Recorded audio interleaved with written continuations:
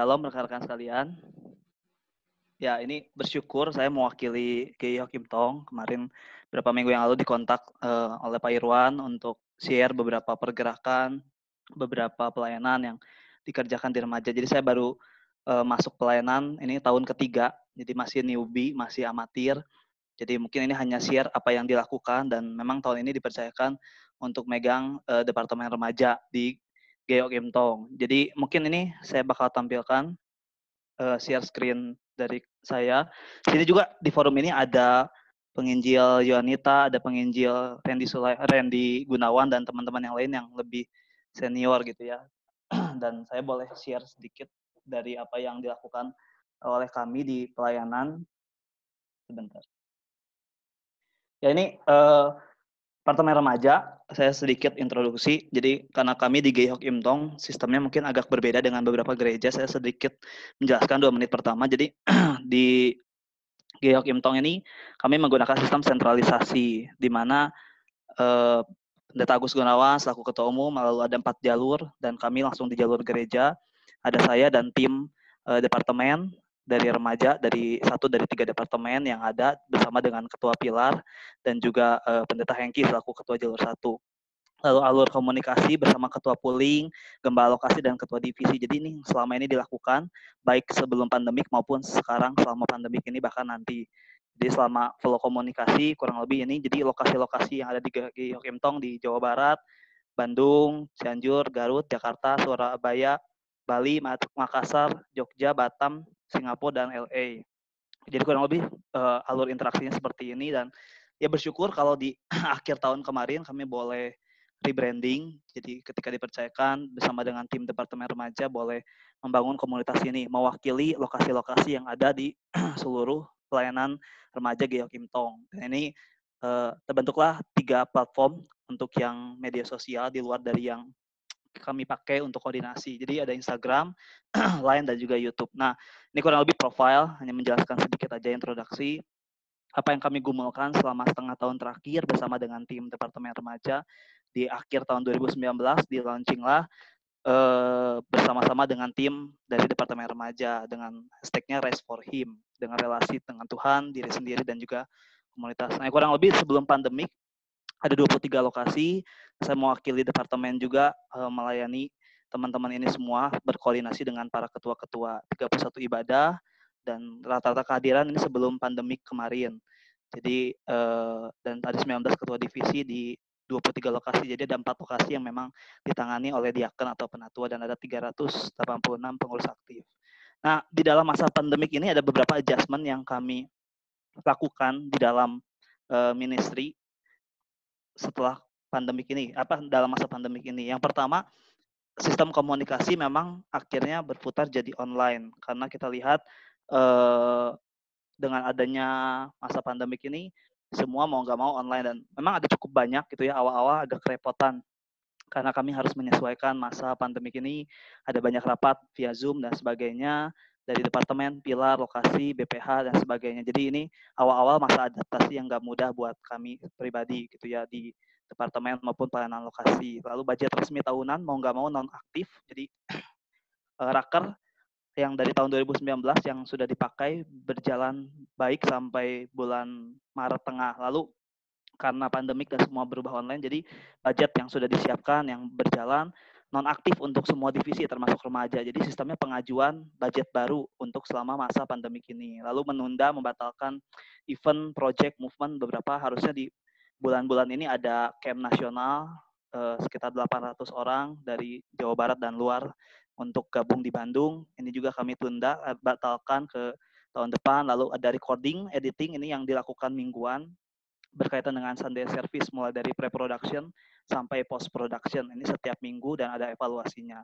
Lalu CG online diarahkan ke teman-teman lokasi semua, baik yang di Bandung, Jakarta, dan semua lokasi.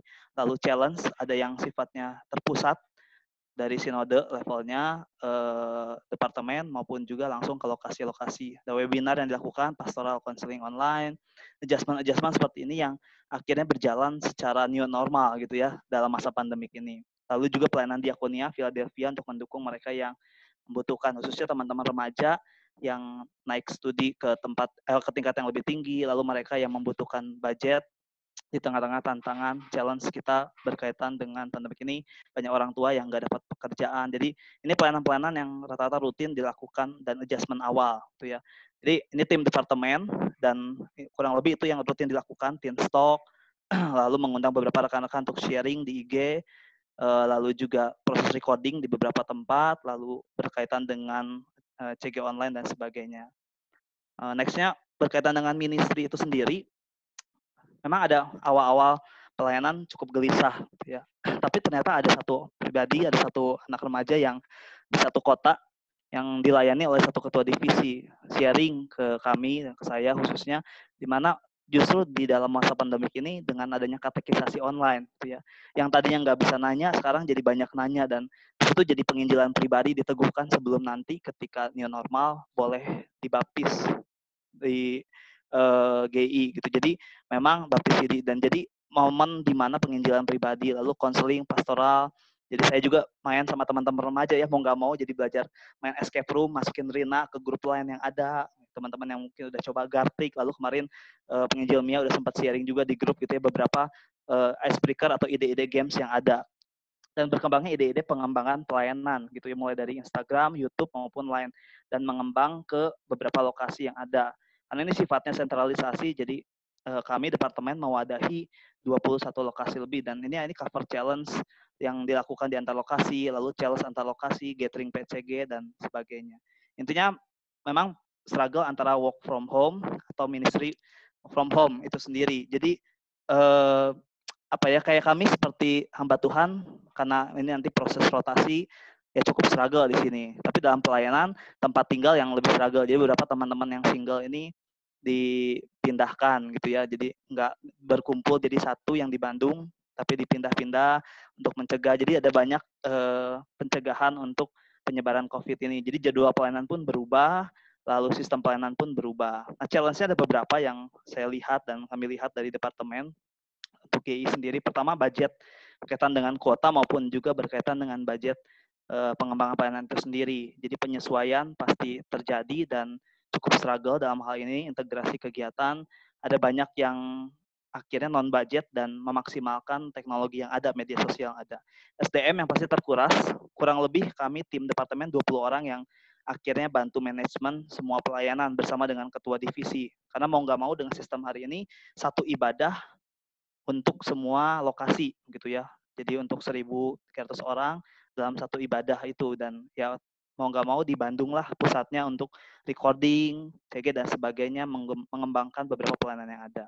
Untuk kolaborasi sendiri juga ini challenge karena adaptasi dengan keseluruhan gereja GEI Imtong yang lagi memang membentuk tim media dan tim pelayanan lainnya. Jadi ada Cornerstone, lalu ada dari anak Sweetie Kids, ada dari yang umum, belum yang dari ibadah doa, dan juga dengan tim dari Mandarin. Jadi kolaborasi dengan tim media yang pembelian alat dan sebagainya. Nah, ini cukup challenge juga buat kami karena masalah perpindahan, adjustment, penyesuaian dan lainnya. Lalu koordinasi, komunikasi dan efektivitas pelayanan. Ini cukup struggle juga. Ini challenge yang dihadapi karena berkaitan dengan sistem gereja, lalu juga pelayanan. Jadi ada banyak sekali koordinasi dan komunikasi, dan kita lihat mana yang efektif, mana yang enggak, gitu ya, di tengah-tengah pandemik seperti ini. Challenge-nya adalah memang terlalu banyak pertemuan atau terlalu banyak kegiatan, mana yang memang worth it untuk diperjuangkan, dikembangkan, dan bertambahnya area pelayanan tentunya. Ada kaitan dengan studi, ada kaitan dengan keluarga, dan tim family ministry itu sendiri sesuai visi gereja GEI Tong. Jadi ada banyak pastoral counseling dan area-area pelayanan yang berkembang, dan ini jadi challenge tersendiri karena SDM yang terbatas. Lalu inovasi project movement gitu ya. Jadi karena anak remaja udah banyak yang bosen, gabut, yang kelas 12 udah pada kosong, lalu yang kuliah juga ini rata-rata sudah mau beres, dan teman-teman yang lainnya udah mulai bingung mau ngapain. Jadi ya ini challenge juga, inovasi project seperti apa, movement atau event atau hal-hal apa dalam pastoral ke remaja yang bisa dijalankan secara nasional. Lalu untuk evaluasi sendiri yang terakhir berkaitan dengan efektivitas. Kedepannya akan mengembangkan pelayanan online itu sendiri ketika new normal atau gedung gereja bisa dibuka. Memang untuk Kim Tong belum ada keputusan apakah Juli akan dibuka atau Agustus, kita masih menunggu, wait and see dengan situasi hari ini. Tapi efektivitas pelayanan akan dievaluasi mana yang memang worth it untuk dilanjutkan online dan mana yang double, hybrid gitu ya, online offline, dan mana yang hanya offline saja dengan kondisi-kondisi tertentu yang kami juga nanti akan diskusikan. Sorry. Lalu untuk penggunaan media sosial sendiri, tim media ministry akan mengevaluasi pengembangan karena ini akan ada banyak adjustment, dan ini salah satu evaluasi yang menarik yang kemarin kami diskusikan. Karena ada banyak sekali materi-materi, konten, dan sebagainya yang bisa masuk ke media sosial yang selama ini nggak pernah dijalankan. Gara-gara pandemik, mau nggak mau masuk semua lewat media sosial. Lalu keterlibatan SDM kaum muda yang lebih banyak tentunya, karena ada sekolah Bintang Mulia dan Trimulia juga, lalu beberapa kerjasama kolaborasi yang selama ini belum dilakukan, bersama juga dengan rekan-rekan hamba Tuhan lainnya atau dari para church dan misi sendiri. Nah, new normal, new culture, and new mindset. Tentunya nanti akan ada engagement atau pertemuan untuk rethinking lagi, pertemuan bersama dengan ketua-ketua divisi untuk melihat mana yang worth it untuk dilakukan, mana yang jadi celah untuk pelayanan, dan terakhir ya fokus pada potensi dan opportunity, pada kesempatan-kesempatan yang ada, melihat situasi yang cepat juga gitu. Ketika kita lihat mana yang worth it dilakukan, misalkan apakah Natal tahun ini akan kita gabung lagi jadi satu bersama dengan rekan-rekan, atau kita ya sudah silahkan di masing-masing lokasi mengembangkan situasinya atau pelayanannya sendiri. Kurang lebih itu yang dilakukan oleh kami di Departemen Remaja bersama dengan teman-teman lokasi-lokasi. Jadi saya memang di sini mewakili departemen, jadi satu kaki di level sinode dan satu kaki di level lokasi. Nah, kurang lebih seperti itu. Ya, baik. Terima kasih untuk rekan saya Dev untuk sharingnya. Selamat pagi Bapak Ibu, saudara, teman-teman semua. Saya Mia, hamba Tuhan di GKIM Hosana Bandung. Nah, Bapak Ibu, kita mengambil segmen pertama ini untuk terlebih dahulu sharing ya dari rekan-rekan praktisi ya yang terlibat langsung di gereja bersama dengan pelayanan kaum muda. Nah, memang keterlibatan rekan-rekan praktisi ini menyentuh semua unsur gitu ya, atau semua bagian di dalam pelayanan kaum muda ya. Jadi kalau misalnya Pak Dev, Pak Hendra Aweng dari GPM Beri Kemurnian, dan juga Pak Yogas dari GKI Anugerah, itu pasti berurusan dengan remaja pemuda itu sendiri, berurusan dengan majelis ya, dengan tim pastoral hamba Tuhan yang lain, dengan orang tua. Nah, jadi akan banyak stories yang kita bisa belajar dari rekan-rekan ini. Nah, saya mau ringkaskan dulu beberapa poin penting yang 2 minggu lalu Pak Yogas dan juga Pak Aweng men-sharingkan kepada kita ya tentang pelayanan kaum muda di tengah-tengah masa pandemi ini. Ya, yang pertama yang menjadi kerangka berpikir, framework untuk bekerja di dalam masa pandemi ini adalah explore, kemudian eksperimen, kemudian evaluate ya. Jadi kita explore segala cara yang bisa kita lakukan, segala peluang dan kemungkinan. Kemudian kita coba eksperimen ya, uji coba, dan pasti itu ada trial dan errornya ya Bapak Ibu. Saya percaya bahwa kita semua belum pernah pandemi sebelumnya ya, ini semua baru pertama. Jadi nggak ada satu resep terbaik atau cara terbaik untuk kita bisa melayani di tengah-tengah masa ini, tetapi semuanya adalah eksperimen, dan setelah itu kita evaluasi secara berkala. Nah, kemudian yang penting untuk kita perhatikan juga di tengah-tengah masa pandemi ini, pelayanan kaum muda perlu menekankan engagement, bukan hanya attendance. Ya, jadi keterlibatan dari orang-orang yang dilayani itu, bukan hanya kehadiran, bukan hanya viewers YouTube, bukan hanya yang hadir di Instagram, tapi engagement, seberapa mereka bisa terlibat di sana. Nah, inilah kita perlu memaksimalkan segala platform untuk melakukan komunikasi, bukan hanya informasi aja ya. Dan juga Pak Yogas kemarin mengatakan menarik sekali bahwa masa-masa ini pandemi justru menjadi sarana kita bisa create space, menciptakan ruang ya untuk kaum muda itu bergumul dan bertemu dengan Tuhan. Yang memang nggak bisa kita isi terus-menerus dengan kegiatan, dengan materi, bahan, begitu ya. Tetapi kita justru menjadi teman mereka di dalam bergumul dengan Tuhan. Dan di dalam itu kita mendengarkan stories. Ya, minggu lalu disebut ada winning stories, cerita-cerita pengalaman anak muda ketemu Tuhan, bagaimana mereka bisa lebih bergumul, mempertanyakan hidup, dan sebagainya. Dan yang saya temukan juga dari sharing kedua Bapak ini kemarin adalah betapa penting kita bekerja sama, melibatkan komponen lain yang mungkin selama ini kita tidak libatkan di dalam pelayanan kaum muda, yaitu apa? Misalnya lay leaders, ya, pemimpin-pemimpin yang bukan rohaniwan, ya. Kemarin Pak Aweng juga katakan ada namanya support group, ya, yang melibatkan orang-orang muda yang lebih dewasa, pemimpin sel, dan juga tentu saja keluarga. Nah, itu yang kemarin mereka sharingkan. Hari ini kita dapat input lagi dari sharing Pak Dev. Nah, rekan-rekan silahkan boleh bertanya, ya, kalau tertarik dengan ide atau cerita yang mereka sampaikan, boleh ajukan pertanyaan. Bapak Ibu boleh tekan fitur raise hand di dalam Zoom Bapak Ibu, nanti kita akan lihat. Nah, silakan Bapak Ibu boleh memperkenalkan diri secara singkat, ya, nama dan melayani di mana. Kemudian pertanyaannya ditujukan kepada siapa? Ya, pertanyaannya ditujukan kepada siapa? Nanti silakan rekan saya yang ditanya, boleh Ko Dev, Ko Yogas, Ko Aweng, boleh langsung menjawab. Atau kalau pertanyaannya bersifat umum, siapa yang merasa ditanya aja boleh menjawab, ya. Atau siapa yang merasa saya mau jawab, ya silakan menjawab. Ya, jadi karena supaya lalu lintas kita menghemat waktu, silakan Bapak Ibu boleh raise hand dan mengajukan pertanyaan Bapak Ibu. Mungkin kita batasi 2 sampai 3 penanya. Kita akan akhiri segmen ini di 10.40 kalau kita bisa, supaya kita bisa maju ke segmen selanjutnya. Silakan Bapak Ibu.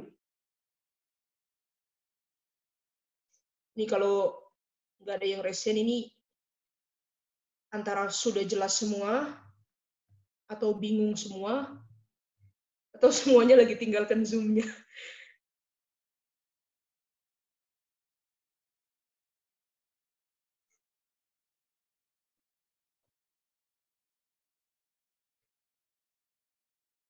Silakan Pak Agus Leonardo Kurniawan, silakan. Boleh Ya, dibantu terima Pak kasih. Ya, terima kasih untuk kesempatannya. Saya Leo dari Bandung. Ya, saya melayani di sebuah komunitas anak muda interdenominasi di Bandung yang kita beri nama New Generation Community. Nah, saya tertarik dengan beberapa hal yang mungkin bisa dibantu kami karena kalau rekap yang sudah disampaikan tadi dan kemudian materi yang juga baru disampaikan, memang ini konteksnya adalah konteks gereja, di mana sudah satu platform, satu base thinking, satu pemikiran.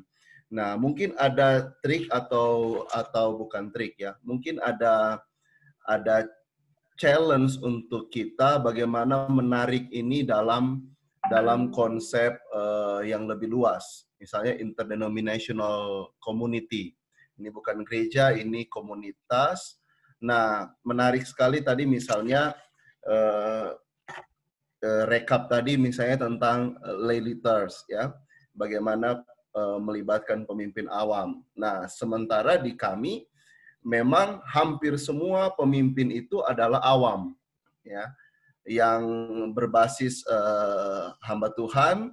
Secara khusus itu hanya beberapa orang. Nah, itu memang tantangan tersendiri karena kadang-kadang kita melihat mana yang lebih tinggi, melihat prioritas saja itu sudah, kalau tadi penginjil Dave bilang melihat mana yang worth it dan tidak worth it saja itu sudah menjadi sebuah perbedaan antara kami. Nah, tapi saya tertarik dengan tadi yang kedua, saya tertarik dengan yang tadi disampaikan oleh penginjil Dave tentang new normal, new culture, dan new mindset. Mungkin bisa dibagikan bagaimana cara kita membangun new culture itu sendiri di tengah-tengah new normal. Mungkin punya sharing di GII, bagaimana cara teman-teman di GII Hakim Tong membangun di pelayanan youth-nya membangun new culture, karena memang kita tidak sadari bahwa kita tidak akan pernah sama lagi. Mungkin dua itu, Bu.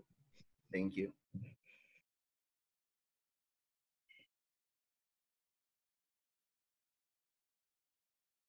Silakan Pak Dev, boleh langsung memberikan respons.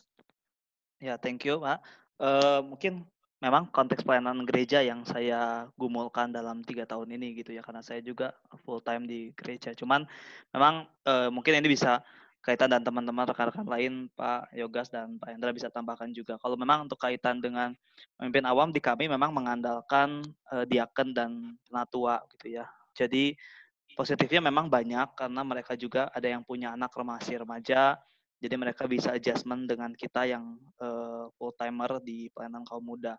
Jadi bisa banyak koordinasi, konsultasi, dan memang tim departemen sendiri juga kami bangun dengan rekan-rekan remaja itu sendiri. Jadi 85% mereka yang kuliah dan kerja, jadi masih banyak nyambung, masih kita benar-benar relevan dan kita juga rindu ini terus dikembangkan. Nah, tentang koordinasi mungkin karena sistem gereja begitu ya, jadi banyak areanya di situ, ada perbedaan di situ, beda kalau para church atau rekan-rekan yang seperti di Perkantas dan yang lainnya.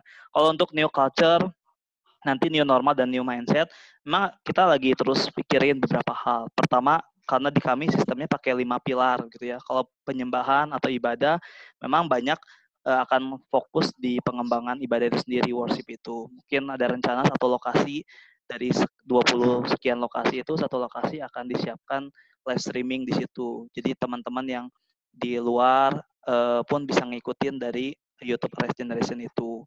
Lalu untuk pemuritan sendiri, ada culture yang baru sebetulnya. Jadi ada konten-konten yang memang lagi disiapin, yang pengembangan care group yang nggak cuma sebatas kumpul ketemu. Apalagi dengan situasi new normal, yang kami dengar, yang saya lihat, amati, nggak akan mungkin langsung ibadah remaja buka. Biasanya bertahap, apalagi anak-anak. Jadi ya pasti awal-awal kita akan menyesuaikan dengan full online gitu ya. Dan banyak bahan-bahan inovasi dengan care group yang mungkin akan saya share beberapa contohnya juga yang berkaitan dengan mindset kita bersama, di mana pentingnya sebuah pemuritan bersama dengan teman-teman. Jadi menyiapkan para pemimpin care group, balik lagi ke basic gitu ya, back to basic, di mana yang fokusnya bukan kegiatan itu sendiri, tetapi ke orang-orangnya. Jadi memang kita sembari nyiapin para PCG-PCG. Dan momen pandemik ini momen yang tepat untuk nyiapin orang-orang yang punya hati untuk jangka panjang, kita siapin remaja dan proses regenerasi. Jadi mindsetnya adalah banyak pelayanan remaja yang selama ini mungkin terbatas SDM-nya itu aja, dan kita lagi ngembangin ke beberapa tim yang ada, salah satunya media ministry dan family ministry. Jadi dalam jangka panjangnya gereja akan terus diperbaharui karena pelayanan remajanya akan masuk ke lini-lini pelayanan yang ada. Seperti ibadah umum, tim editingnya banyak kaum muda, ibadah cornerstone, ibadah anak, dan pelayanan remaja yang tenaganya adalah anak-anak muda, nggak cuma melayani teman-teman remaja, tapi juga ke depannya menjadi tonggak buat kepemimpinan gereja. Dan mindset-nya adalah bagaimana pelayanan remaja dan tenaga quote and quote atau kaum mudanya juga melayani untuk gereja keseluruhan, bukan cuma remaja. Jadi ada yang di lini-lini pelayanan yang ada, mission, dan juga para church. Mungkin lebih ke sana mindset, di mana kaum muda nggak cuma areanya segitu aja, tapi justru meluas di tengah-tengah nantinya new normal. Mungkin segitu. Thank you. Ya, baik. Bapak Ibu, ada pertanyaan di kolom chat dari Pak Sastra dari GKI Ngambil di Surabaya. Halo, Pak Sastra, teman saya juga nih ya. Bolehkah share berbagai cara yang bisa dilakukan untuk meningkatkan engagement di jemaat muda? Ya, bukan hanya attendance tadi ya. Bisa dijawab oleh siapa saja. Mungkin Pak Yogas dan Hendraweng juga boleh sharing ya. Ini kemarin 2 minggu yang lalu kebetulan poinnya Bapak berdua. Silakan, siapa yang mau jawab duluan boleh. Mungkin dari saya, singkat aja. Silakan, Pak Waktu Yogas. kita menggunakan platform, apapun itu yang kita pakai untuk menjadi sebuah channel informasi, edukasi, dan juga pembinaan buat jemaat, pastikan bahwa kita mengenal platform yang kita pakai, dan bagaimana membangun engagement-nya, misalnya di Instagram, di YouTube, ya fitur live chat, DM, dan lain sebagainya, pelajari analitiknya, itu semua science di balik semua media sosial, karena setiap media sosial punya fungsinya masing-masing. Nah, jadi di situ prinsipnya adalah making personal. Jadi bagaimana membuat itu menjadi personal, bukan hanya menjadi sebuah event massa, tetapi menjadi sebuah hal yang kita bisa touch personal. Jadi Misalnya di YouTube kita buat sharing online di seluruh ibadah service itu, misalnya jam 9 mulai, kita 20 menit, 15 menit sebelum kita sudah menyapa semua yang datang dan hadir online, misalnya seperti itu, dan sesudahnya. Jadi dalam sebuah event, kalau misalnya itu ibadah, kita buat pre sebelum, in service, dan post service, begitu ya. Saya pikir banyak rekan-rekan gereja lain juga sudah mencoba. Instagram kita buat, contohnya selain mempublikasikan satu konten, bisa juga bentuk misalnya fitur live request. Ini banyak dicoba, banyak sekali yang teman-teman sudah coba, tetapi ketika itu personal, misalnya kita chat dengan anak-anak kita yang di luar negeri, yang sedang studi nggak bisa pulang, atau dan lain sebagainya. Misalnya engagement kami buat sedang minggu depan atau 2 minggu lagi kami sedang buat event untuk mengapresiasi wisuda kelas 2020, begitu ya. Kita membuat banyak acara, misalnya menampilkan kesaksian si orang tuanya secara surprise, begitu ya, leadersnya dan lain sebagainya. Jadi membuat engagement itu dibuat lebih personal, bukan dibuat lebih massal, gitu ya. Ini hanya beberapa contoh saja yang mungkin kami dan saya bisa lakukan. Terima kasih. Silakan mungkin Pak Awen punya saran lain. Terima kasih Pak Yoga. Saya nambahin sedikit. Ada 2 hal yang mau saya tambahkan. Yang pertama, tadi saya tertarik dengan usulan dari Pak Leonardo sebelumnya tentang interdenominational community ya. Saya pikir itu satu ide yang baik. Tapi saya jadi terpikir kondisi di Gepemri, kalau saya boleh berbagi sedikit Bapak Ibu, sebelum situasi pandemi seperti ini, kami Gepemri itu kan tersebar juga di beberapa daerah di Indonesia. Dan komunikasi antar anak muda di berbagai Gepemri itu selama ini kurang terjalin dengan baik sebenarnya. Karena faktor demografi, letak yang berjauhan, kalau kita mau ngumpul susah, yang Jabodetabek aja kalau mau ngumpul, biasa udah kebayang tentang macetnya Jakarta aja udah lemes duluan. Jadi biasanya koordinasi atau boleh dikatakan antar pemuda remaja di satu level sinode itu sebenarnya kurang solid. Tapi dengan adanya situasi pandemi ini, salah satu blessing in disguise, salah satu berkat yang kami boleh rasakan adalah dengan adanya platform Zoom dan sebagainya yang memungkinkan kita untuk melakukan pertemuan online, itu benar-benar terasa sekali. Ada konsolidasi, ada hal-hal yang akhirnya dulu kita nggak bisa, sekarang kita bisa lebih kenal, lebih dekat. Nah, saudara, saya pikir ini kesempatan baik untuk kita manfaatkan baik-baik ya untuk konteks lingkungan kita masing-masing ya. Jadi dengan situasi kita dimudahkan teknologi untuk melakukan konsolidasi ini kita bisa mensolidkan engagement antar para pekerja atau pemerhati atau aktivis anak muda dari berbagai gereja mungkin di level sinode kita dulu. Nah, yang kedua soal lokal, tadi Pak Yogas juga sudah sampaikan, betul, saya setuju sekali mengenai lokal engagement di dalam kelokalan kita itu betul-betul memang harus personal dan harus deep ya Bapak Ibu. Jadi kalau saya boleh share apa yang kami lakukan di dalam beberapa bulan ini dan saya pribadi bisa rasakan dampaknya adalah ketika saya berinteraksi dengan anak-anak remaja di dalam support group yang saya sempat sharingkan itu. Saudara, support group ini kelompoknya kecil-kecil, tapi kita usahakan kelompoknya itu harus adalah lingkaran orang-orang yang memang mereka secara normalnya atau sebelum situasi pandemi kita tahu mereka itu udah ngeklik, udah satu kelompok yang memang biasa kan ada 3 atau 4 atau 2 orang yang memang selama kalau ke gereja selalu ngumpulnya itu terus. Nah, saya pikir saudara dalam situasi seperti ini kita jangan lihat itu sebagai sesuatu yang kayak mereka nge-gap lah. Kalau kita situasi normal kita suka merasa itu kubu-kubuan. Tapi situasi ini kita bisa masuk ke mereka. Tujuannya apa? Kalau mereka sudah nyaman dengan kelompok kecil yang mereka udah ngeklik itu, kita lebih mudah untuk masuk. Dan kita bisa ajak mereka, kita bisa stimulate mereka untuk saling support satu dengan lainnya. Terakhir saya mau share pengalaman di dalam support group itu. Ada kejadian, ada anak ya Bapak Ibu yang masih, dia baru lulus dan dia bekerja. Dan dia begitu takut setiap hari sebenarnya dia bekerja, tapi dia tidak punya pilihan karena dia harus bertahan hidup dengan situasi ekonomi yang tidak baik ini. Tapi dia betul-betul sharekan di dalam kelompok itu, dia merasa takut, dia merasa cemas karena dia sering dengar suara ambulan lewat di daerah kerjanya dan sebagainya. Saudara, pada saat dia share seperti itu, kelompok ini waktu memberikan support, kita doakan kamu ya, kita akan terus ingat kamu. Jadi kalau kamu pagi berangkat kerja, kita usahakan dalam doa pagi kita juga kita ingat kamu. Saudara, itu betul-betul menjadi sebuah support yang kena banget sih buat si anak muda itu. Kira-kira begitu aja sih. Thank you. Iya, baik. Jadi kalau saya boleh simpulkan adalah kalau mengenai media online, ya bagaimana membuat engagement, tentu saja harus dikuasai dulu fitur medianya ya. Nggak akan bisa engagement kalau kita juga bingung memakai medianya. Ini kita semua juga baru belajar ya, salah satunya polling. Zoom itu ada polling. Nah, ini kita baru belajar juga Bapak Ibu. Jadi bisa engage dengan Bapak Ibu. Nah, kemudian juga make everything personal. Ya, baik, kira-kira itu yang kita bisa pelajari, kita bisa highlight hari ini. Silakan Pak Irwan, kita akan menjawab beberapa pertanyaan dari rekan-rekan 2 minggu yang lalu. Silakan.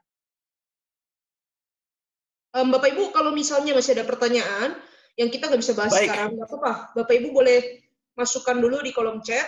Kita akan rekam pertanyaan Bapak Ibu. Nanti kita usahakan ada ruang untuk kita boleh mendiskusikannya. Baik, terima kasih rekan-rekan sekalian untuk sharingnya.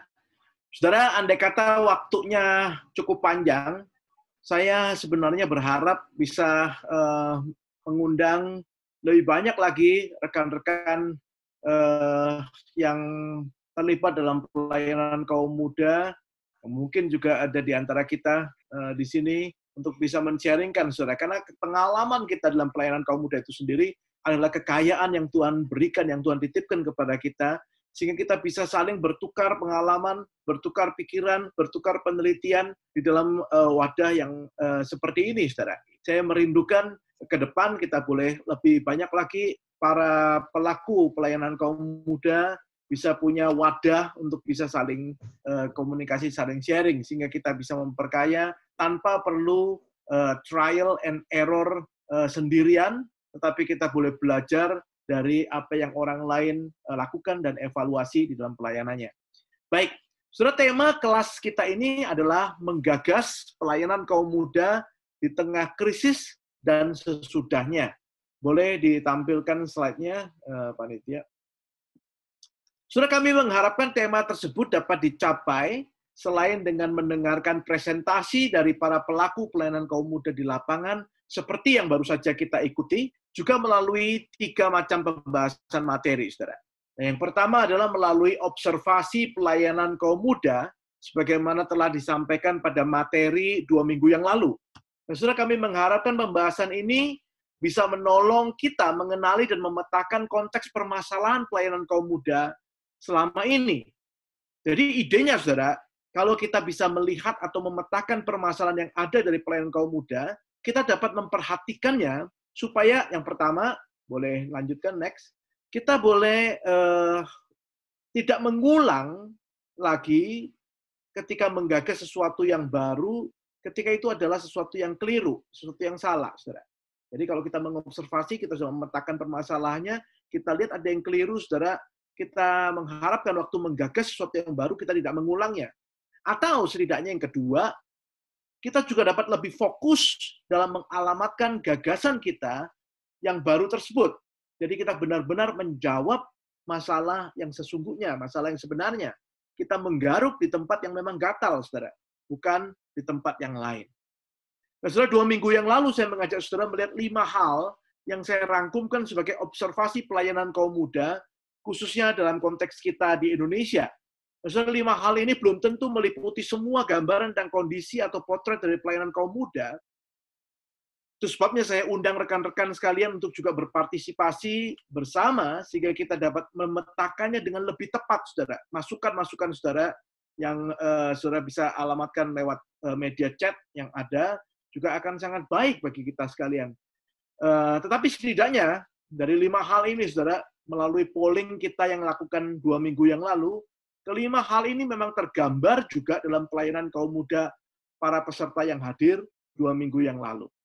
Kelima hal tersebut adalah, yang pertama, saudara, adalah fenomena penurunan keterlibatan kaum muda. Nah, ini bukan hanya berbicara soal penurunan jumlah kaum muda di banyak gereja, tetapi disengagement dari kaum muda, sekalipun mereka mungkin masih hadir di gereja, tapi sudah disengaged. Bagaimana gereja mengatasi fenomena ini? Banyak yang dalam keresahan berusaha membuat hal semenarik mungkin untuk bisa menahan anak muda jangan sampai meninggalkan gereja. Bisa kita bayangkan, saudara, bagaimana gereja bisa membina kaum muda menjadi seorang Kristen yang berakar dalam iman, jikalau yang sibuk dikerjakan adalah menahan supaya anak mudanya mau tinggal di gereja. Ya, tentu begitu sibuk dengan hal yang menarik, tetapi iman itu supaya mengakar kurang terkerjakan. Nah, yang kedua, saudara, adalah sikap terhadap tren budaya kaum muda. Sementara di satu sisi tadi ada yang menjadikan gereja nggak ada bedanya dengan pola dunia, pola budaya dunia, demi supaya bisa menarik atau menahan kaum muda di gereja. Di sisi yang lain ada gereja-gereja yang menganggap budaya kaum muda sebagai budaya non-Kristen yang tidak boleh diadopsi. Padahal, saudaraku, tentu saja yang namanya budaya itu berbicara soal cara pikir, selera, kebiasaan, cara belajar, jelas nggak bisa dimusuhi, saudara, dan nggak boleh dimusuhi. Kalau kita mau menjangkau kelompok orang-orang dengan budaya tersebut, kita nggak boleh memusuhi budayanya. Gampangnya, saudaraku, mereka yang mau kita jangkau itu akan berkata, ngomong apa sih? Gue nggak ngerti tuh. Ironisnya, saudara, di tengah kedua perbedaan sikap yang seperti itu, Alkitab, budaya Alkitab, saudara, atau budaya Kristen, sebagaimana yang ditekankan Alkitab, saudara, gagal untuk dihidupi oleh gereja. Sehingga budaya yang diperdebatkan bukan lagi budaya yang memang digambarkan harus dimiliki oleh orang Kristen sesuai dengan kebenaran Alkitab. Yang ketiga, saudara, keseriusan dan kerumitan problem kehidupan kaum muda. Kalau kita melihat kedua kutub pendekatan pelayanan kaum muda tadi, maka tidak heran kalau kaum muda yang menjadi korban. Sementara kaum muda sendiri sebenarnya sedang mengalami eskalasi permasalahan yang makin kompleks sesuai dengan keadaan zaman ini. Semakin meningkatnya tantangan dari kemajuan teknologi, kemerosotan standar moral, kehancuran rumah tangga, tekanan kehidupan, semua itu harus dihadapi oleh kaum muda. Satu sisi, gereja menjadi semacam tempat hiburan untuk mengalihkan pergumulan mereka. Di sisi lain, gereja masih sibuk dengan 2 poin sebelumnya. Dan keduanya tidak menjawab masalah kaum muda, saudara. Kaum muda datang ke gereja, mereka tertarik di sana hanya karena merasa terhibur, sedikit teralihkan dari masalah mereka. Tetapi gereja masih juga sibuk dengan 2 perdebatan antara menolak budaya atau mengadopsi budaya mati-matian, saudaraku, itu tidak menjawab masalah kerumitan yang mereka miliki. Yang keempat, relasi antara gereja, kaum muda, dan keluarga. Setelah dengan pergumulan yang kompleks tersebut, kaum muda juga menjadi kelompok usia yang asing dan mengkhawatirkan bagi orang tua. Sayangnya kekhawatiran ini seringkali disambut gereja dengan mengambil alih peran orang tua. Bisa kita bayangkan bagaimana hal itu membuat masalah kaum muda yang baru saya sampaikan semakin runyam. Aktivitas gereja bukan hanya menjadi tempat hiburan, tetapi sekaligus menjadi senjata pembenaran diri, saudara, bagi para kaum muda itu, yang melarikan diri dari kenyataan. Atau sebaliknya, ada juga keluarga yang malah menjadi salah satu faktor penghalang keterlibatan gerejawi kaum muda. Antara dua ini. Dan anak muda yang selalu memakai gereja sebagai tameng, saudara, untuk membenarkan dirinya, bahkan memberikan perlawanan terhadap orang tuanya, keluarganya. Dan juga ada yang keluarga dipakai untuk menjadi alasan yang menghalangi mereka terlibat lebih jauh di gereja. Kelima, persepsi minor terhadap pelayanan kaum muda. Saudara, dalam segala kerumitan yang saya gambarkan tadi, sering kali membuat pelayanan kaum muda menjadi semakin berat dikerjakan adalah karena adanya pandangan umum yang minor terhadap pelayanan kaum muda. Pandangan yang berkata, ya namanya mereka juga masih muda. Saudara, pandangan seperti ini adalah pandangan yang sadar atau tidak menganggap usia muda itu sebagai kurang utama, kurang bisa diandalkan, kurang perlu diperhitungkan, dan lain-lain. Padahal, saudara, kaum muda itu memiliki potensi yang luar biasa besar bagi pelayanan gerejawi yang lebih strategis dan efektif, terkhusus pada zaman ini. Nah, saudara, observasi ini dapat dijadikan salah satu titik tolak kita dalam menggagas pelayanan kaum muda di tengah krisis dan sesudahnya, yaitu supaya kita bisa meninggalkan yang keliru dan membidik pada sasaran yang tepat. Nah, sebelum kita melihat titik tolak yang lain, saudaraku, kami mau pakai waktu juga untuk menjawab beberapa pertanyaan yang sempat ditanyakan oleh peserta 2 minggu yang lalu. Nah, saudara, terima kasih untuk pertanyaan dan respon saudara sekalian yang sudah disampaikan. Hari ini kami juga rindu saudara bisa melakukan hal yang sama di ruang chat yang ada, Saudara silakan menyampaikan pertanyaan-pertanyaan yang saudara miliki atau tanggapan-tanggapan saudara supaya diskusi kita ini semakin kaya. Sampaikan pertanyaan dan tanggapan supaya diskusi kita ini bisa lebih tajam lagi menjawab permasalahan pelayanan kaum muda. Baik, nah, saudara, kami mengelompokkan pertanyaan yang masuk 2 minggu lalu ke dalam 3 kelompok besar. Kelompok pertama berkenaan dengan fenomena penurunan jumlah atau keterlibatan kaum muda di gereja. Akan dijawab oleh rekan saya Michelle. Lalu kemudian kelompok yang kedua berkenaan dengan engagement gereja terhadap budaya kaum muda akan dijawab oleh rekan saya Karmia. Saya persilakan kepada kedua rekan saya untuk boleh menjawab kedua kelompok pertanyaan ini. Silakan, Michelle. Terima kasih Pak Irwan. Ya, saya menjawab untuk concern yang pertama adalah kita kehilangan banyak anak muda bukan hanya karena jumlah, tetapi juga karena disengage mereka ya, terlepas daripada gereja itu sendiri. Beberapa pertanyaan yang masuk adalah saya rangkumkan gitu ya, apakah penurunan jumlah kaum muda berlaku secara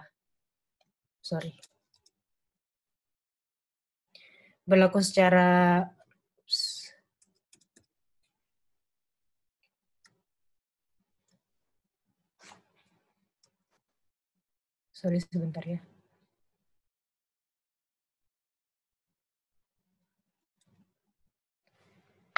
Ya, apakah penurunan jumlah kaum muda berlaku secara universal dan global? Kalau menurut saya di Indonesia sendiri penurunan itu cukup merata ya, tidak hanya satu aliran tertentu saja gitu. Ada gereja-gereja lokal tetapi bukan denominasi yang dapat melawan arus dan malah bertambah jumlah anak mudanya.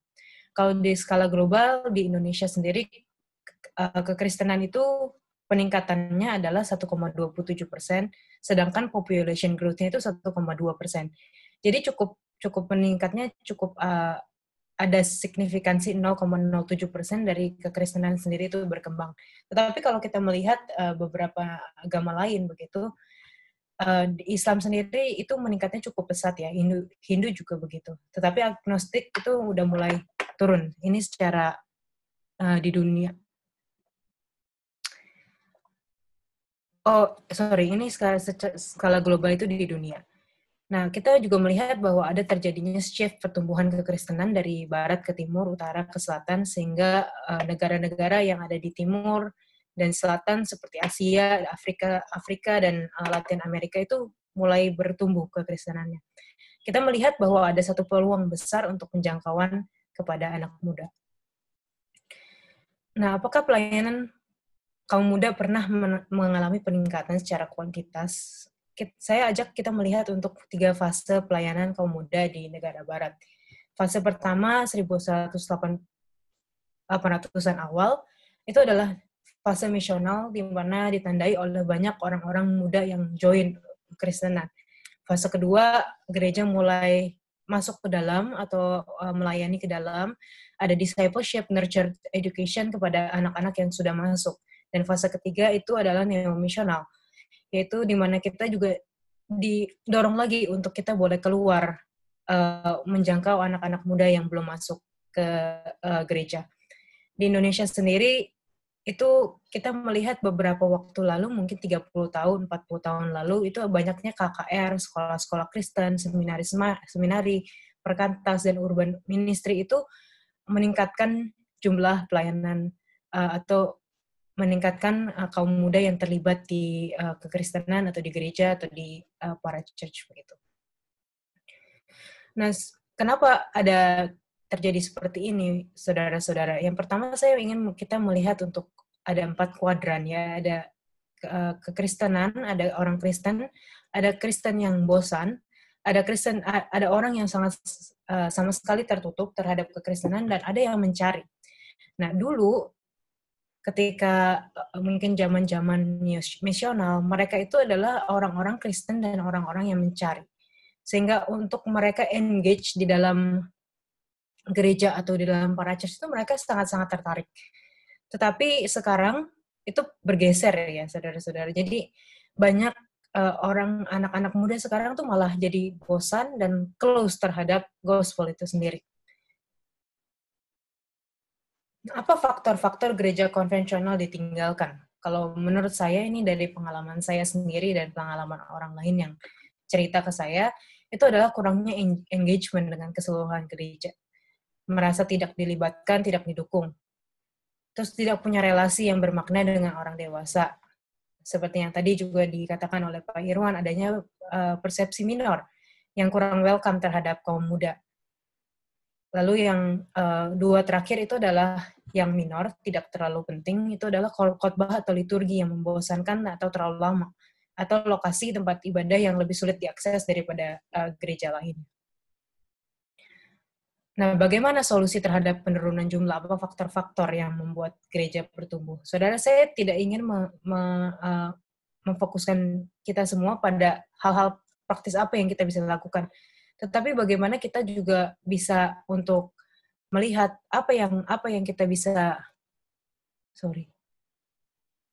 boleh next? Apa yang kita bisa lakukan begitu ya? Ada 6 dari Growing Young, yaitu kita bisa libatkan anak muda dalam kepemimpinan intergenerasi. Yang kedua, membangun empati terhadap anak muda dan jangan menghakimi. Yang ketiga, mengundang anak muda untuk menjadi murid Kristus dan bukan hanya percaya Yesus. Yang keempat, membangun komunitas yang hangat ketimbang fokus terhadap acara atau program. Yang kelima, memprioritaskan kaum muda secara tulus. Dan yang keenam, tidak menghakimi dunia di luar gereja. Saudara-saudara, sekiranya itu yang bisa saya bagikan pada saat ini. Silakan boleh saudara-saudara kalau misalnya ada pertanyaan boleh langsung email ke saya supaya tidak makan waktu di course ini.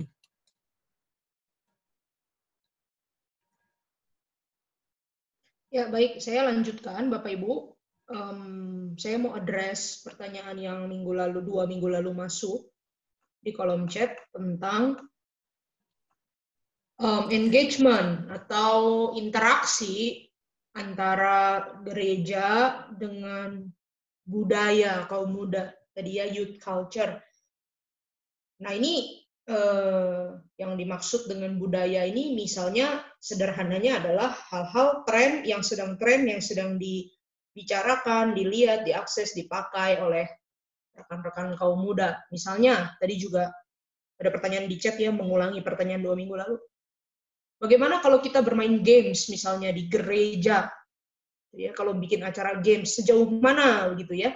Lalu kemudian sejauh mana kita bisa embrace menggunakan misalnya platform-platform alat-alat media yang sedang tren atau hal-hal dari media. Misalnya kalau di gereja ibadah, boleh nggak kita main TikTok massal misalnya gitu ya? Atau bukan boleh atau enggak, tapi apakah itu proper untuk dilakukan oleh gereja? Apakah itu kita harus melakukannya seperti itu gitu ya? Nah, ini yang kita mau bicarakan dalam 5 menit ke depan. Nah, Bapak Ibu, saya merasa budaya itu juga Tuhan ciptakan sebagai alat juga sebenarnya untuk kita bisa mengenal Tuhan. Tetapi memang betul semua budaya punya distorsinya tersendiri.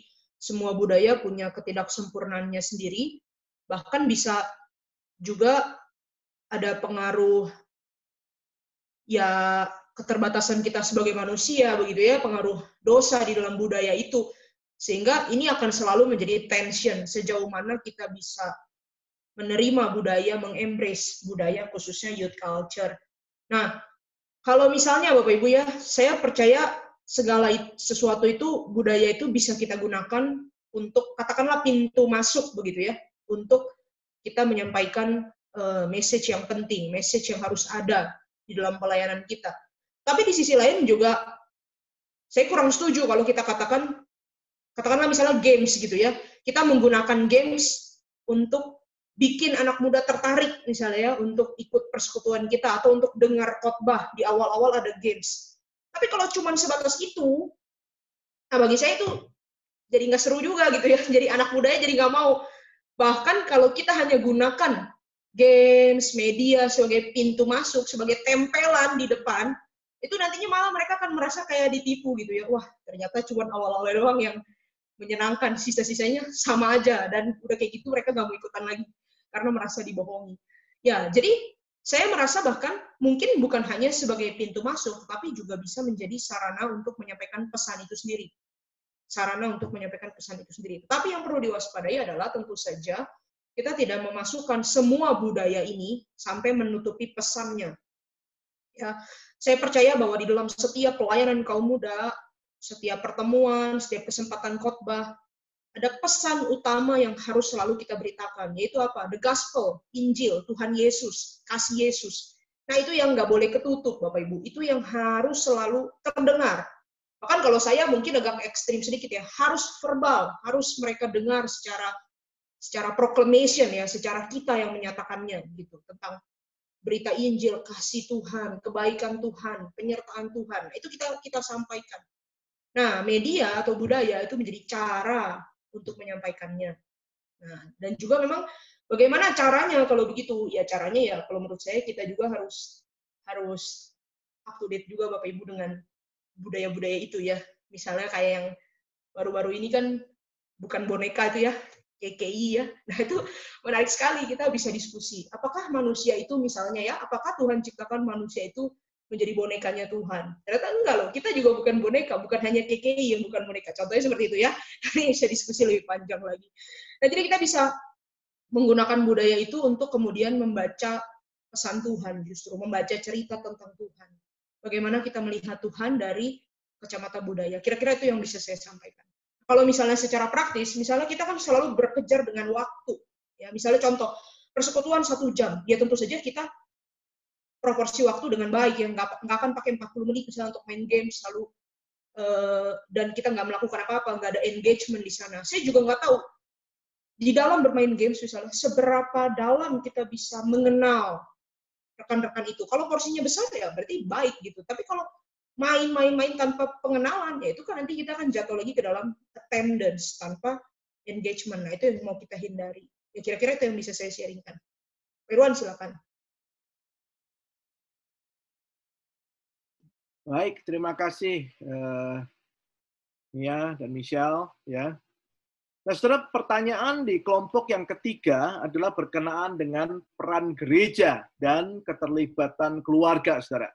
Nah, saya merasa dua hal ini akan banyak berhubungan dengan hal yang akan kami sampaikan pada 2 minggu yang akan datang. Karena itu kami akan menjawabnya lebih banyak kepada pertemuan kita 2 minggu yang akan datang. Jadi saya juga mengundang saudara sekalian untuk boleh mengikuti sesi kita pada 2 minggu yang akan datang. Kita akan secara khusus membahas lebih jauh lagi tentang konsep-konsep Alkitab berkenaan dengan pelayanan kaum muda. Saudara, ya. Jadi panitia tadi mengingatkan kita supaya di setiap sesi itu ada pendaftaran ulang, saudara. Jadi saudara diminta untuk mendaftar lagi untuk sesi yang 2 minggu akan datang. Baik, saya akan sekarang lanjutkan materi kita untuk hari ini, saudara.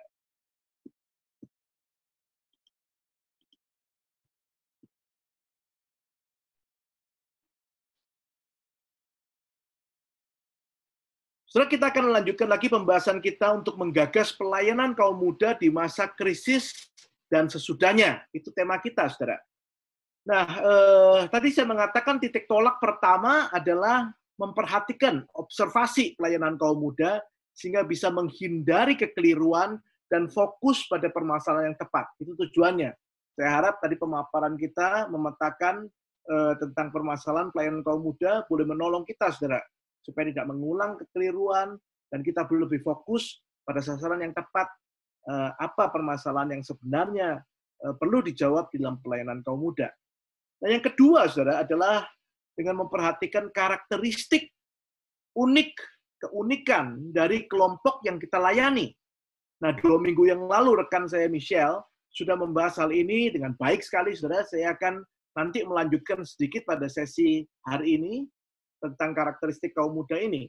Dan yang ketiga, saudara, yang akan menjadi topik pembahasan pada minggu yang akan datang adalah memperhatikan prinsip Alkitab bagi pelayanan kaum muda itu seperti apa. Nah, jadi 3 hal ini, saudara, yang saya pikir adalah 3 hal yang bisa kita lakukan untuk kita menggagas pelayanan kaum muda di tengah krisis dan sesudahnya, saudara.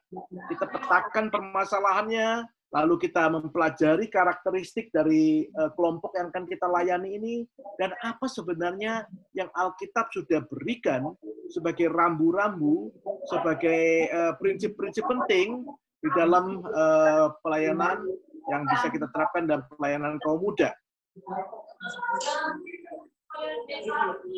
Maaf, ada noise ya. Boleh dimatikan oleh panitia. Mungkin noise-nya bisa dimatikan, di mute. Oke. Terima kasih.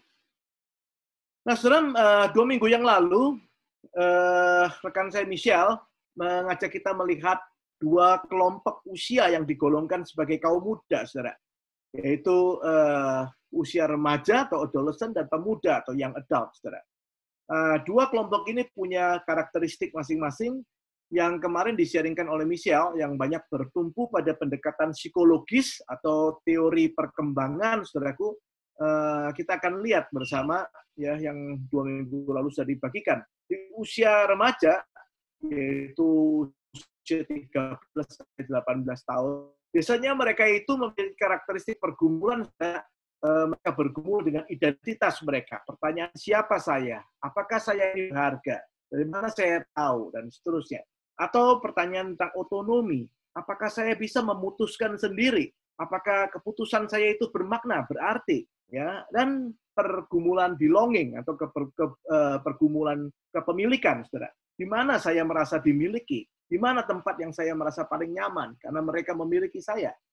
Nah, ini menjadi khas di dalam pergumulan kaum muda yang namanya fase remaja ini. Jadi mereka punya keunikan di sana.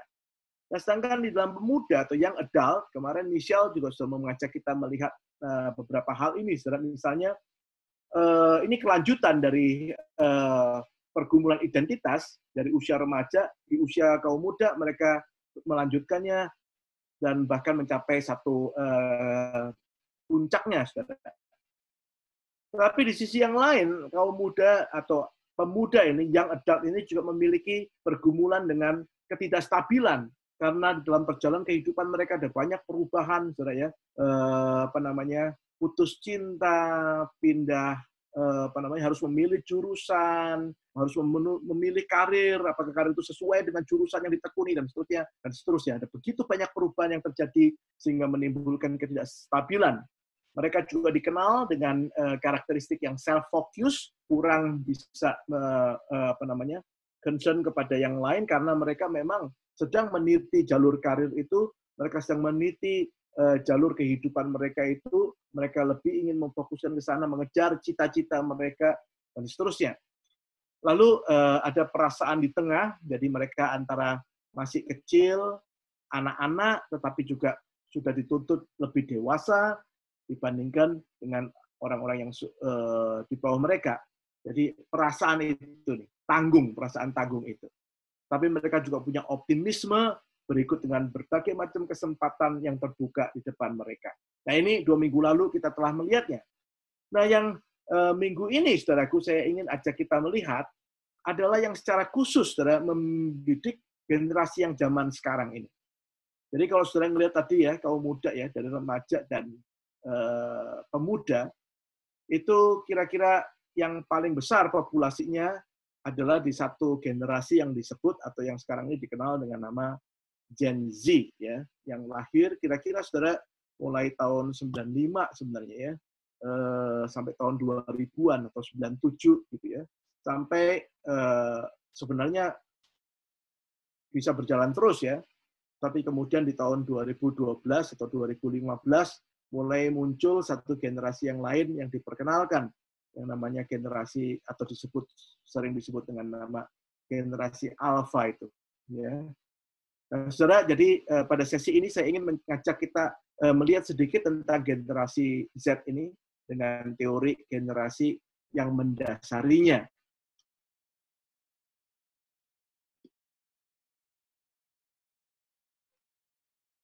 Saudara, apa sih teori generasi itu? Sedikit pengantar, saudara ya, tentang teori generasi supaya kita boleh melihat tentang Gen Z itu dengan lebih baik. istilah atau pendekatan generasional, saudaraku, dapat ditelusuri paling awal dari pemikiran seorang sosiolog Jerman pada awal abad yang lalu bernama Karl Mannheim. Ya, saya harap saya nggak salah baca, saudara. Dalam kumpulan esainya yang kemudian dibukukan, Mannheim menggagas ide tentang unit generasi yang baginya lebih tepat untuk membantu memahami perhatiannya terhadap perubahan-perubahan yang terjadi dalam masyarakat daripada makna asli atau makna asal dari generasi yang biasanya lebih menekankan aspek biologis atau psikologis seseorang.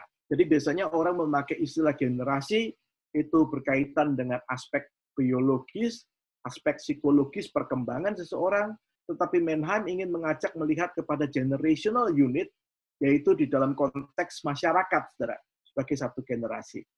Nah, Mannheim melanjutkan bahwa keberadaan dari satu unit generasi itu yang disebutnya itu sangat dipengaruhi oleh perjalanan sejarah dan peristiwa-peristiwa yang menyertainya. Jadi bagi Mannheim, saudara, sejarah dan peristiwa tersebut mempengaruhi terbentuknya suatu unit generasi, dan sebaliknya, unit generasi tersebut mempengaruhi juga munculnya sejarah dan peristiwa tertentu di dalam sejarah itu. Dan yang menarik, saudara, dia mengatakan usia yang paling banyak bersinggungan dalam relasi keduanya itu, relasi antara sejarah dan peristiwa besar yang terjadi dengan unit generasi itu, yang paling banyak bersinggungan itu adalah usia kaum muda atau usia yang disebut sebagai young adult atau late adolescent, misalnya usia kira-kira 17 tahunan, saudara. Itu yang paling punya paling banyak bersinggungan dengan dua hal ini, dua hal yang saling mempengaruhi ini, unit generasi dan perjalanan sejarah berikut berbagai macam peristiwa yang terjadi di dalamnya. Nah, saudara, teori dasar ini di akhir abad ke-20 dipadukan dengan ide tentang pendekatan siklis terhadap sejarah. Jadi ada teori bahwa sejarah itu bukan sekedar berjalan linear, tapi sebenarnya berjalan siklis, yaitu ada pengulangan-pengulangan di dalam sejarah itu yang terjadi terus-menerus berulang demikian. Dan maka dua tokoh ini, saudara, William Strauss dan Neil Howe, memperkenalkan ide bahwa dalam sejarah Amerika, mereka memfokuskan kepada sejarah Amerika, walaupun dalam bukunya mereka mengatakan apa yang mereka temukan di dalam siklus ini terjadi juga secara global, ya, bagi mereka demikian. Nah, mereka mengatakan bahwa dalam sejarah Amerika itu dapat ditemukan adanya pola siklus generasi yang berulang. Setiap siklus itu memiliki 4 fase atau 4 era di dalamnya. Nah, saudara, mungkin kita tidak membahas khusus tentang hal ini, karena sejarah Amerika tentu sebuah sejarah yang panjang. Nah, yang menarik, saudaraku, mereka menunjukkan dalam setiap tahapan fase tersebut ada karakteristik yang memiliki kesamaan dan keunikan yang bisa dibandingkan untuk tiap siklus yang ada.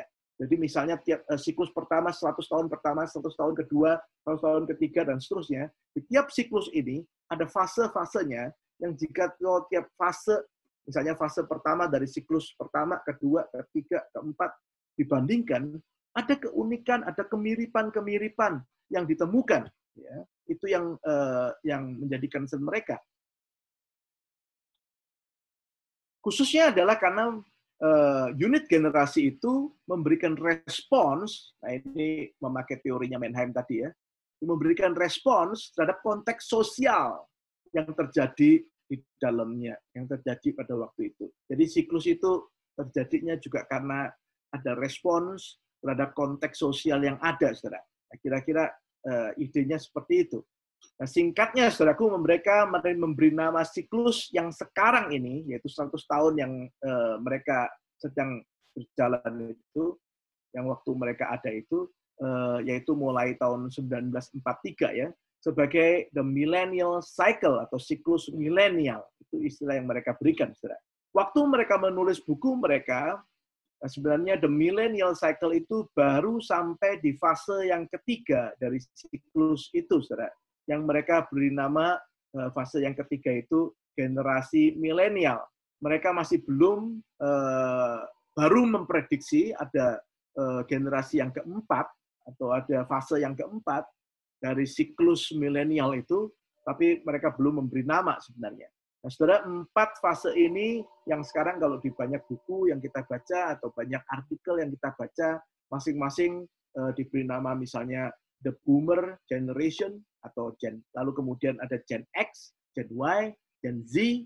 Nah, sekarang sudah masuk ke yang disebut atau diperkenalkan dengan istilah Gen Alpha itu, saudara. Ya. Jadi, saudara, singkatnya, hari ini yang disebut dengan kaum muda itu adalah anggota dari sebuah generasi yang disebut Gen Z. Jadi saya katakan mulai dari sekitar tahun kelahiran 1995 atau 2000, atau mungkin tengah-tengahnya 97, sampai sebenarnya belum tahu ya. Tapi kemudian di tahun 2012 atau 2015 dimunculkan lagi generasi yang lain yang disebut Gen Alpha itu. Dan yang menyebutnya, saudara, itu jumlahnya Gen Z ini adalah the largest generation sekarang ini karena telah melampaui milenial, saudara, ya, telah melampaui jumlah generasi milenial. Jadi ini populasi terbesar saat ini. Saudara, teori generasi itu menimbulkan banyak pro dan kontra. Ya. Banyak orang yang bertanya atau berkata bahwa apakah memang manusia itu bisa digeneralisasikan seperti itu? Tentu, saudaraku, tidak bisa. Ya. Tentu ada banyak anomali yang bisa kita temukan dari karakteristik-karakteristik yang diberikan. Tapi bagi saya yang menarik adalah sedikitnya, saudara, the bottom line adalah begini, saudara. Saya melihat bahwa di dalam satu generasi itu memang ada yang namanya konteks sosial. Ya. Nah, konteks ini, mau tidak mau, harus kita akui, saudara, sangat mempengaruhi terbentuknya manusia-manusia atau orang-orang pribadi-pribadi atau generasi atau unit generasi yang lahir pada waktu itu. Saudara, sekarang kita sedang bicara soal pandemi ini. Saya percaya pandemi ini sesuatu yang begitu besar yang akan mempengaruhi, saudaraku, generasi yang sedang berjalan ini. Dan kalau menurut teori Mannheim tadi, maka yang paling banyak bersinggungan adalah usia-usia late adolescent atau young adulthood atau kaum muda, saudara, usia 17-an tahun SMA sampai bangku kuliah S1. Ya. Nah, saudara, apa saja karakteristik dari Gen Z ini? Ya, saya hanya akan men-sharingkan 3 hal. Saya kira sudah banyak dari kita mungkin yang sudah membaca banyak literatur tentang Gen Z. Karena itu saya pada kesempatan ini hanya ingin menitik beratkan pada 3 hal, saudara. Silakan saudara bisa menambahkan komentar, memberikan tanggapan atau pertanyaan melalui forum chat yang ada, supaya kita boleh lebih kaya dan lebih tajam dalam diskusi kita ini, saudara. Ya, saya akan men-sharingkan 3 hal. Yang pertama, saudara, mereka ini di satu sisi adalah satu generasi yang sangat dikenal relasional, ya. Tetapi di sisi yang lain juga sekaligus satu generasi yang terkenal sekali kesepian.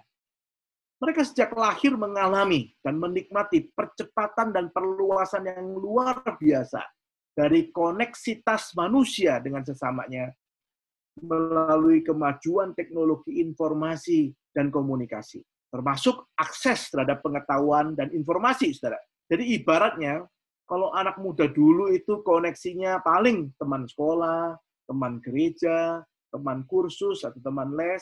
Kalaupun ada sahabat pena, tapi hanya beberapa saja, saudara, nggak banyak. Sekarang mereka bisa terkoneksi sama siapapun sebenarnya. Termasuk orang-orang terkemuka, selebritis misalnya, saudara.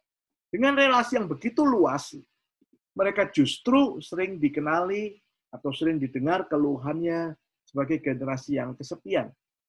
Sebagian, saudaraku, rasa kesepian itu muncul karena adanya problem-problem relasional yang terjadi di dunia virtual, saudara. Penelitian mengungkapkan bahwa mereka sangat merindukan, sangat haus adanya relasi dan perhatian yang nyata dan tulus. Saudara, mereka terpapar dengan begitu banyak kesempatan untuk berelasi. Tetapi di sisi yang lain mereka merasa begitu kesepian. itulah yang menimbulkan satu kerinduan besar sebenarnya untuk menemukan relasi-relasi, perhatian-perhatian yang nyata, yang real, dan yang tulus. Nah ini sebenarnya bukankah adalah sebuah kesempatan dari gereja. Nah saudara, dari polling yang kita tadi di awal acara sampaikan, 80% peserta acara kita hari ini memberikan pollingnya. Saya senang saudara, dari hasil polling itu mengatakan banyak gereja yang mulai aktif memanfaatkan platform sosial media, teknologi untuk menjalin relasi ya dengan kaum muda. Karena itu memang cara mereka berelasi, saudara. Itu memang cara mereka kemudian dalam kehidupan mereka sehari-hari di dalam budaya yang seperti itu. Sehingga ketika ini dimanfaatkan, saudara, itu paling setidaknya ada titik awal untuk menjangkau mereka, untuk berbicara dengan mereka, dan kemudian untuk menolong mereka. Ya. Tetapi juga saya tadi di dalam polling tadi, saudara, kita melihat juga bagaimana timbul juga pergumulan-pergumulan di antara kaum muda itu. Yang ditangkap dari polling tadi, banyak dari saudara yang mengatakan masalah utamanya adalah kecanduan ya. Kecanduan itu atau ketagihan dengan teknologi, dengan sosial media menjadi masalah utama, dan yang selain itu adalah berhubungan dengan identitas yang tidak otentik yang mereka pakai ketika mereka ada dalam sosial media itu menjadi masalah utama. Dan tentu masalah-masalah ini yang menjadikan rasa kesepian itu, saudara, sebenarnya ada satu longing yang besar di dalam diri mereka itu yang perlu diisi, saudara. Ya. Dan itulah yang mestinya ditawarkan oleh gereja. Nah, ini titik masuknya mestinya, karena ada kebutuhan yang besar di sana. Kalau saudara memperhatikan sharing dari saudari Michelle pada 2 minggu yang lalu, yang tadi saya juga sempat sampaikan juga, maka itu di usia remaja khususnya, itu menjadi satu kebutuhan yang besar. Kebutuhan akan belonging itu, saudara. Kebutuhan akan menemukan identitas itu. Kehausan itu menyatu dan tergambar juga dalam Gen Z seperti yang saya tunjukkan kepada saudara di poin pertama ini. Yang kedua, saudara, mereka ini di satu sisi sangat digambarkan sangat khawatir atau sangat banyak kekhawatiran, tetapi di sisi yang lain juga punya kepedulian akan perubahan yang lebih baik. Jadi mereka sangat concern akan perubahan yang lebih baik. Saudara, Gen Z sejak lahir dan bertumbuh besar, itu banyak mengalami suasana keluarga yang ada di tengah krisis. Mereka melalui resesi ekonomi yang besar, saudara. Mereka melalui peristiwa-peristiwa kekerasan di dalam sejarah yang terjadi di mana-mana. Dan berbagai ragam kerumitan masalah lainnya. Itu sebabnya, saudara, mereka bisa merasakan bahwa hidup itu tidak mudah. Mereka banyak kekhawatiran. Saudara, banyak tulisan yang menengarai dibandingkan dengan kelompok milenial. Kelompok milenial itu lebih confidence. Ya. Sedangkan kelompok Gen Z ini, karena banyak melalui masa-masa yang berat, mereka akan merasa life is tough. Ya. Hidup ini memang tidak mudah. Karena itu mereka punya kekhawatiran, punya anxiety yang mendominasi kehidupan mereka. Tetapi di sisi yang lain, pengalaman hidup melihat orang-orang yang menderita, ya, jadi mereka juga melihat ada banyak orang yang menderita di luar sana, membuat mereka juga merasa tergerak untuk membuat perubahan. Mereka mudah berempati, ingin membuat perubahan, saudara. Tapi ingin dengan sungguh mau terjun, itu dua hal yang berbeda tentunya. Mereka ada hati itu. Ya. Mereka ada keinginan untuk membuat perubahan. Harusnya ini ada sesuatu yang bisa dilakukan. Ya. Kalau saudara lihat ini profil dari karakteristik pemuda, itu di sana juga ada semangat optimisme seperti itu yang bercampur ya sebenarnya di dalam diri Gen Z ini ya, ketika mereka ada di bangku kuliah misalnya. Mereka ingin buat perubahan. Tapi mau melangkah juga ada kekhawatiran-kekhawatiran tertentu. Nah, saudara, mestinya di sinilah gereja bisa membaca karakteristik yang seperti ini dan memanfaatkan keadaan ini untuk menolong mereka berbuat sesuatu, saudara.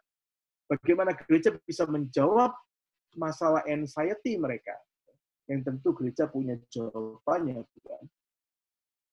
Dan bagaimana menyalurkan satu kerinduan mereka untuk membuat perubahan itu menjadi sesuatu yang nyata, menjadi sesuatu yang real. Bentuk-bentuk pendampingan tentu menjadi sesuatu yang penting untuk generasi ini. Dan yang ketiga, yang terakhir yang ingin saya bagikan, sekali lagi saudara, 3 ini mungkin jelas belum semua ya, yang saya hanya sarikan saja menjadi 3 hal ini, saudara. Yang ketiga, mereka ini satu sisi adalah satu kelompok generasi yang paling beragam, paling plural. Artinya mereka itu terpapar atau terekspos dengan berbagai macam kelompok yang ada di sekitar mereka. Ya. Mereka sangat pluralis, ya.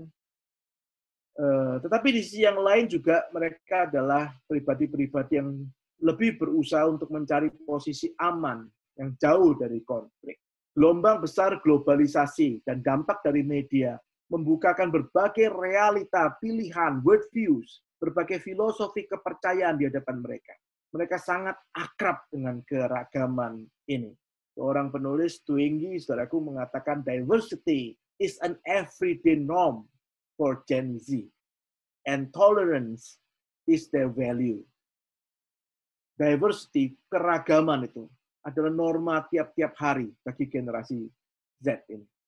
Dan toleransi itu adalah nilai yang melekat di dalam kepala mereka.